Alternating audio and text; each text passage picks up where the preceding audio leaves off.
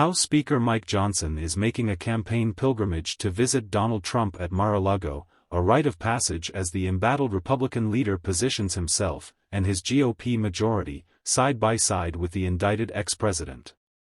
The two are planning a joint announcement on election integrity ahead of November, but the trip itself is significant for both. Johnson needs Trump to temper hardline Representative Marjorie Taylor Greene's threats to evict him from office. And Trump benefits from the imprimatur of official Washington dashing to Florida to embrace his comeback bid for the White House and his tangled election lies. "It is the symbolism," said Charlie Sykes, a conservative commentator and frequent Trump critic. "There was a time when the Speaker of the House of Representatives was a dominant figure in American politics," he said. "Look where we are now, where he comes hat in hand to Mar-a-Lago." Having the House Speaker and the presidential contender align for the campaign season is not in itself surprising or even unexpected, a typical arrangement as the party builds a coordinated effort of resources and proposals to present to voters in the fall. But in the Trump era, the sojourns by Republican leaders to his private club in Palm Beach, Florida, have become defining moments, underscoring the lopsided partnership as the former president commandeers the party in sometimes humiliating displays of power. Such was the case when Kevin McCarthy, then the House GOP leader, trekked to Mar-a-Lago after having been critical of the defeated president after the January 6, 2021 attack on the Capitol. A cheery photo was posted afterward, a sign of their mending relationship. Johnson proposed the idea of coming to Mar-a-Lago weeks before Greene filed her motion to vacate him from the Speaker's office. The visit comes just days before the former president's criminal trial on hush money charges gets underway next week in New York City. The trip shows the fragility of the Speaker's grip on the gavel, just 6 months on the job since replacing the ousted McCarthy, but also his evolving grasp of the politics of the Trump era. Johnson of Louisiana understands he needs Trump's backing to conduct almost any business in the House, including his next big priority, providing U.S. aid to Ukraine to fight Russia's invasion. The Speaker's own political livelihood depends on support, or at least not opposition, from the "Make America Great Again" Republicans who are aligned with Trump but creating much of the House dysfunction that has ground work to a halt. Johnson commands the narrowest majority in modern times, and a single quip from the former president can derail legislation. He was once a Trump skeptic, but the two men now talk frequently, including earlier this week.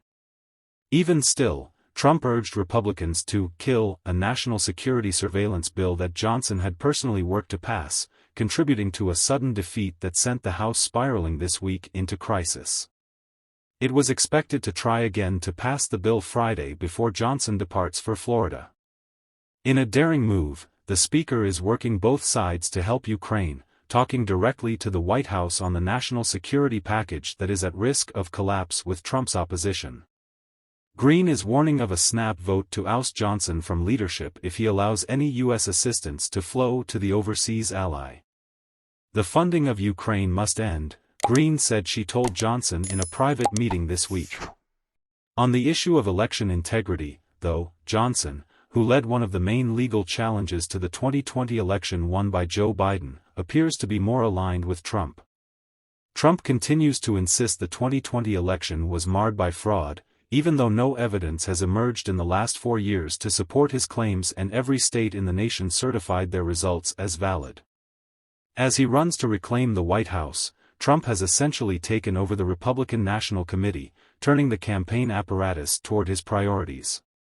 He supported Michael Whatley to lead the RNC, which created a new, election integrity division, and says it is working to hire thousands of lawyers across the country. At Friday's event they are expected to promote ideas to prevent non-citizens from voting, even though it's already a federal felony for a non-citizen to cast a ballot in a federal election.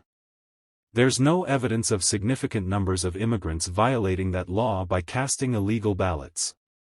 Some liberal cities like San Francisco have begun to allow non-citizens to vote in a few local elections, leading Republicans to argue there need to be even more laws forbidding it in federal elections. Representative Chip Roy, Republican Texas, said he was supportive of those proposals. How do you ensure that non-citizens are not voting?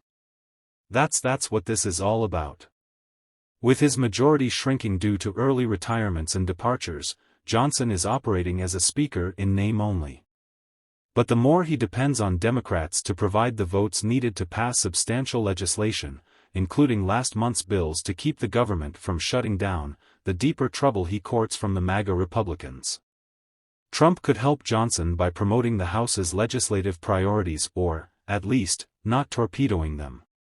But that seems increasingly uncertain as the presumed presidential nominee leads the GOP in a different direction on both domestic and foreign policy priorities. Tired of the infighting and wary of another dragged-out brawl like the month-long slugfest to replace McCarthy, few Republicans are backing Greene's effort to remove Johnson, for now. Marjorie's actions are horrific, said Representative Max Miller, Republican Ohio, a former Trump administration official. They are childish. They are petulant. They have no place here in this body. But if Trump signals otherwise, that could all change.